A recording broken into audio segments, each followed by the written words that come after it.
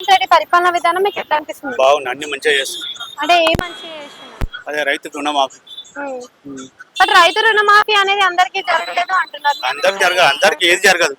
90% అయింది ఆల్రెడీ. 90% అయ్యింది. మరి ఇల్లు ఇస్తాను అని సర్వేలు చేశాడు కానీ జాగలే లేవు, మరి ఎక్కడ ఇస్తాడు అని అంటున్నారు ప్రజలు. మరి జాగలు ఎందుకు జాగలు మాస్తున్నాయి, జాగలు మరి చూపియాలి కదా, వస్తుంటే ఏం చూపించలేడు కదా. చూపిస్తారు, టైం పడుతుంది. మరి ఉద్యోగాలు అన్నాడు, ఉద్యోగాల పరిస్థితి చేస్తాడు, ఉద్యోగాలు టైం పడుతుంది. అంతా 14 నెలలే అవ్వచ్చు, సంవత్సరం వరకు చేసేస్తాడు. అంటే 5వ సంవత్సరంలో చేస్తాడు అంటారా? 5వ సంవత్సరం, 2వ సంవత్సరం.